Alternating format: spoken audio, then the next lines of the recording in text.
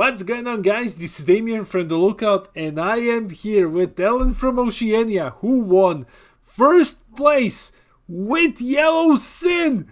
Hey man, how are you doing? I'm doing well, thanks. Pretty happy to have taken the event with this deck. Nice, man. Congratulations. I know SYN was one of those decks that has been super hyped when it got the new support, and I'm so happy to see it perform well. There are so many interesting choices in this deck, but I'll let you go over them. But before we begin, I would like to ask you, why did you pick SYN for this event? I picked Sin because with the new anniversary box support, I looked at the cards and I was like, hang on, these cards are really broken for the deck. And a lot of people seem to be sleeping on it and just not many people seem to be playing it. So I thought it'd be a good pick because the cards that I got from anniversary box are very powerful and people just don't seem to be too aware of what they do yet. So you can catch a lot of people off guard with them.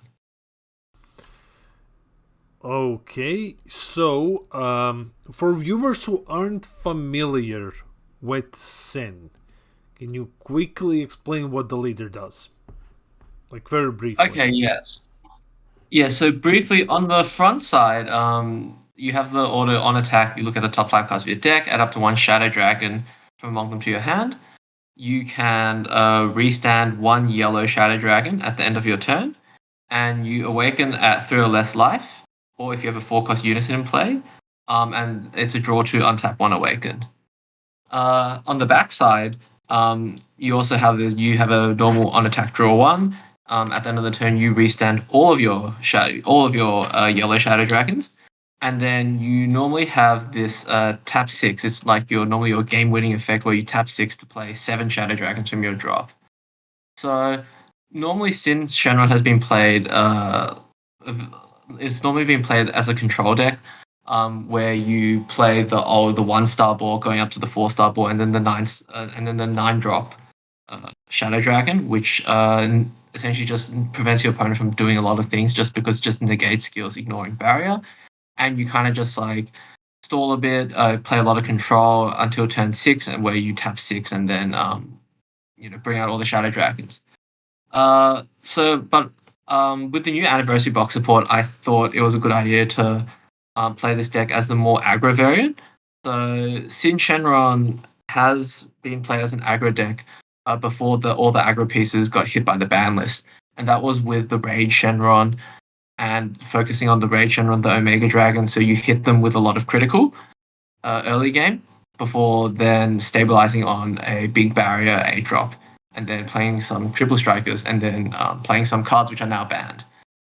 So this is a similar idea where instead of the early game critical swings, we replace them with just cheap barrier double strikers early game, and then try to go for a similar aggro route, and supplement it with a lot of other barrier cards that just helps it.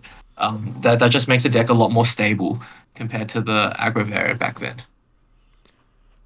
All right. Yeah, so this is the more aggro version of SYN. Let's quickly go over, like you've mentioned, this new support. So, can you talk a bit about Oceania Senuova and how do they, what roles do they fill in the deck? Yeah, for sure. So I'll talk about Nova first because Nova is like my ideal turn one play, and to help that, I've even run the 4 star ball. So going into looking at the 4 star ball first, it's a pretty straightforward card. It's unaffected by anything. It can't attack, and then you can just place it in the drop to play a 2 cost Nova from your deck. Uh, so you can either play this turn one and then go into the Nova straight away, or you can just wait a turn and go into the Nova. Um, so it's essentially a 1 energy way to play your Nova out. And whilst the new anniversary box support card, the Nova Shenron Military Spirit is the main play of the deck, I've also decided to run one copy of Nova Shenron the Pyromancer, just because its effect can come up, and because we're playing the 4 star ball, it just gives you a couple more options a couple more options to go into. Hmm. So with the Pyromancer, this is kind of just a flex spot. If a lot of the times this just gets sided out if I need to side certain cards in the matchup. Um, this is more relevant if your opponent plays like a one drop out or just a small body out. You play him, you play the ball, you play him, you rest the body, and then you swing Nuova into that card that you rested. And then when you KO it, you can then just go up into a four cost Nuova, of which is it's that critical 20k critical blocker that I have there. Again, this is also only a one of. It's also a bit of a flex spot. Um, it it helps if it's a nice way to get a cheap crit body in if your opponent just plays a one drop. Um, the cool thing is that this Nova Pyromancer plays this 4 drop in active mode after it carries a card, so you just get a free crit swing into your opponent's leader, and then you restand at the end of the turn. It came up a few times with for me during the day, and it was just pretty helpful if my opponent just like had a small body to kill, and I was just like, cool, take some crit damage, and yeah, Okay. the yeah. So the main one, the main play is this 2 cost Nova Shenron Military Spirit. It's got barrier if it's in active mode. It costs 1 in your hand if your leader is a Shadow Dragon. So if you want to open with this or the ball, so you can just normally just play this, and it has a order where it's on attack. You can burst 1, and if you have 2 more energy, choose up to one of your opponent's battle cards that cost 4 or less and KO it, and it gets 5 can double strike for the turn. So this card is really powerful because it gives you a lot of just cheap, aggressive pressure early game. If you're, in on turn 2, your opponent 15k double strikes generally are like they generally like deal the damage to your opponent, or your opponent has to spend like 2 cards to get out of it. At which point it's not really worth it, and they don't want to do that early. And so it's really helpful just for cheap pressure. The fact that it has barrier in active mode means that it's hard for your opponent to kill um, you can just restand it with your leader skill, so it prevents your opponent from killing it on their turn. The other new anniversary box support card I want to talk about is then this new 2 cost Oceanus. It is a essentially a 1 energy barrier blocker that you can play from your hand. Um, there was a game where I didn't open Nuova, and this was on stream. I played Oceanus instead, and she also did a pretty good job. But her main effect is that when she's warped by a Shadow Dragon skill, you can tap 1, burst 1, and play a 4 cost Oceanus from your drop, which is this 20k barrier blocker SR here. So this Oceanus back in the days was it was normally used as a searcher. You discard her and then burst 1 and look at top 5 cards of your deck and add a Shadow Dragon from deck from moment to your hand. So it really helps your consistency. And then she normally gets warped to she normally gets a skilled copy and then warped by your 8 cost Omega Dragon. But now you can, if you have her in the drop and the 2 cost in the drop as well, you can warp the 2 cost, and then the 2 cost will play this Oceanus out. And again, it's a barrier blocker. Your 8 drop would have copied the barrier blocker, so it's just so much barrier floating around that it's really hard for your opponent to deal with. Awesome. And can I ask you, what about this one card that caught a lot of people off guard? What about this free cost SYN Shenron achieving supremacy? Yeah, so this card was to. It was also one of the cards that for me is like it's a bit of a flex spot. I would side it out if I needed to side in certain cards in the matchup. It was to help me get the 2 cost Oceanus in the drop, because normally with my ideal play lines, I would, like, let's say hypothetically, if I was going to go first, I would play Nuova on turn 1. Then on turn 2, I would, swing a 10k with my leader, swing with Nuova, and Nuova burst 1. It's like 15k double strike. Normally you'd want to then sacrifice the Nuova for the Omega Shenron allies absorbed. Um, Ideally, Omega Shenron allies absorbed ideal target to warp would be the Oceanus. this 2-cost Oceanus, just so you can also play the 4-cost Oceanus from the drop as well. But however, a lot of times you just have to like combo the Oceanus, and that doesn't feel as good because it's just a -1 to hand. So I ran this SYN Shenron as an alternative, so it just also gives you a free 10k swing. So the idea is you swing with a Nuova, burst one, and then you bounce the Nuova back to your hand and play this Achieving Supremacy. You swing with it, and then during the act battle, you discard the Oceanus and draw one card back, and then and that way you got the Oceanus in the drop without having to just combo or -1 from hand. Awesome. Like that's a really really cool combo.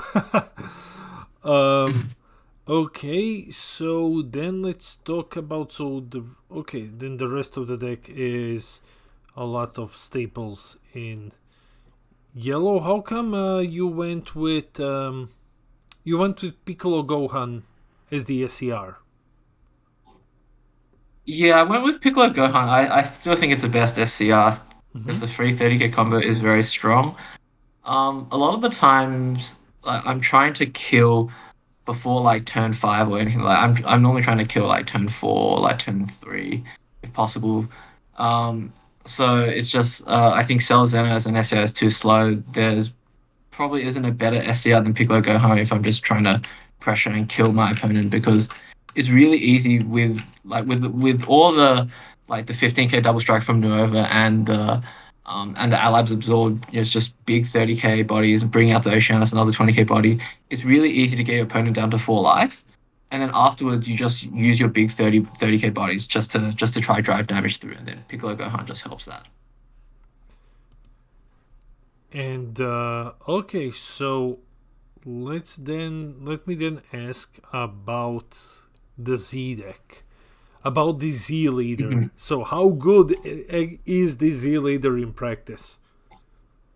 It it is a very good Z leader. Shinron doesn't get too much Z energy, I'd say, but like the amount of pressure this Z leader has, your opponent has to respect your leader swing if you have two or more Z energy because you can just turn into double strike.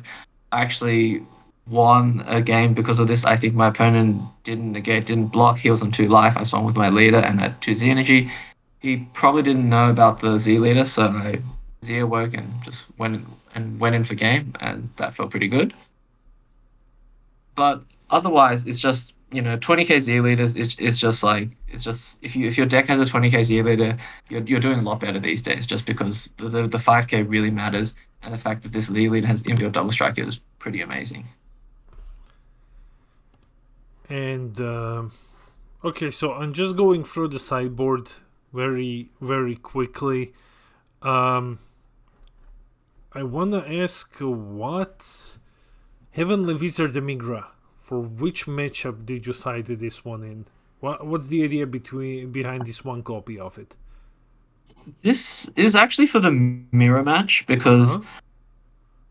if you're playing against Sin Shenron on turn 2, they either normally drop the 9 cost on turn 2, or they drop the 8 cost like what my deck is trying to do. And it is very hard to deal with that for most decks. So Heavenly Wizard, just because I'm playing the deck, I respect the deck's power level. So I just wanted to have that option there just in case I came across it. Gotcha. So now, finally, let me just ask you when it comes to matchups, cause you're the first person who won with Sin and really displayed like the power of these new cards. And in the current meta, what would you say are his best and worst matchups? I think I think this deck's power is, well, I guess the way I play it is quite dice roll dependent, I would say, because if you're going first, you can just generate so much pressure with just like with your early game Nuova and then getting 2 barrier blockers out on turn 2, and then you'll probably get another one out on turn 3 that not many decks can like probably stop you if you're going first. Like even decks like Meki Kabura, they don't have their barrier removal is turned on turn 4 for them, so they just can't deal with your board. So I don't think there's too many bad match. I don't think there would any too many bad matches if you're going first.